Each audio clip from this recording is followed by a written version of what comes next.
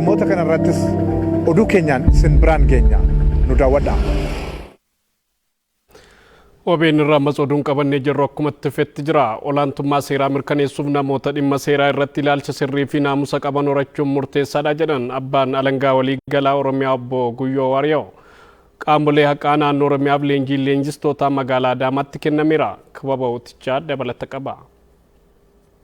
Tooftaan kenna leenjistoota kun leenjistoota qaamolee seeraa garaagaraa irraa walitti babba'aniif yoo ta'u leenjii rakkoo furuuratti xiyyeeffate ta'uu leenjistoonni leenjii kana fudhatan ni dubbatu. Namni leenjisuu danda'u irratti biyya keessatti baay'een baratamne yuunivarsiitii biyya keessatti leenjiiwwan akkanaa kun baay'een kennamanii atoomina uumuudhaan paartinarshiippiidhaan warra Awurooppaa keessa hojjetan leenjii akkanaa kanarratti beekumsa gad fagoo fi muuxannoo dheeraa kan qaban fiduudhaan asitti namni akka leenji'u taasisuudha jechuu kaayyoon isaa. Qabiyyee leenjii nuyi irra turre leenjistootaati.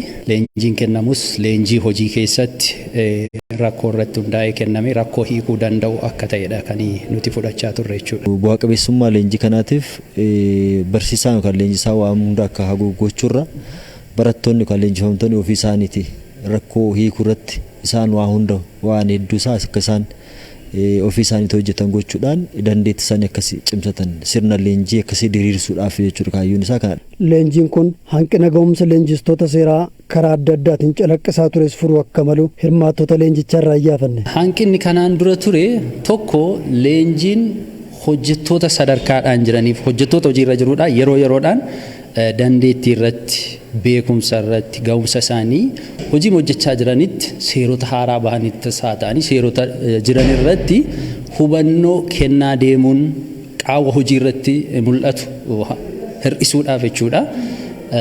Bal'inaan itti deemamaa hin turre. Rakkoolee garaagaraa qabna akka biyyaatti dhimmoonni seeraa wal qabatan qabatamaa hojiitti hiikuudhaan wal qabatan rakkoo baay'ee jira waan ta'eef waa hundanuu akka leenjisaatti kaasuurraa leenjifamtoonni keenya qaamaan dhaqanii seerota hojiin isaa dubbisaniis ilaalanis rakkoolee qabatamaan hawaasa keessa jiru ofii isaaniitti dhaqanii baasanii furmaata isaallee wajjin akka fiduu danda'aniif leenjiin gosti leenjii akkasii gaariidha jedhameeti yaadameeti kan itti deemaa jiru jechuudha. Dr. Koolii Naayit Kiilii fi Dr. Maayikil Niiveek biyya Nezerlaanditti Free University of Amsterdam irraa kan dhufan ogeeyyii tooftaa leenjii irratti leenjistoota qaamolee haqaaf kennanidha. There are two issues who are very important. That is one, that how can you become more student orientated. Adeemsi kenna leenjii irratti xiyyeeffatu dhimma baay'ee barbaachisaa lama of keessaa qaba. Kunis leenjii leenjifamaa irratti xiyyeeffatuu fi itti himuu caalaa akka keessatti hirmaatan gochuun murteessaadha. Akkasumas rakkoo jiruu fi haala qabatamaa naannoo isaanii jiru beekuun leenji'uu qabu. The issues of this training is to provide the trainers with a new teaching. Dhimmi leenjii kanaa leenjistoonni tooftaa itti leenjii kennan akkaataa gareen mari'atanii rakkoo furanii fi ga'umsa isaanii itti dabalaa adeeman irratti xiyyeeffata. Olaantummaan seeraa kan mirkanaa'u dandeettii qaamolee haqaa cimsuun jijjiirama ilaalchaa fi naamusaan ijaaramuun waan ta'eef leenjiin leenjistootaa kun murteessaa ta'uu hoogganaan biiroo abbaa alangaa waliigalaa Oromiyaa obbo Guyyoo Waariyoo ni dubbatu. Olaantummaan seeraa kan mirkanaa'u namoota ilaalchi isaanii jijjiirame olaantummaa seeraatti amananii.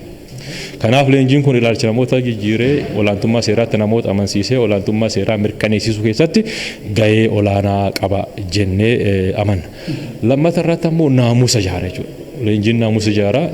Naamusaawaa gaafa taate ammoo sirnaaf seeraatti amanta. Sirnaaf seera ijaaruu keessatti gahee olaanaa qaba.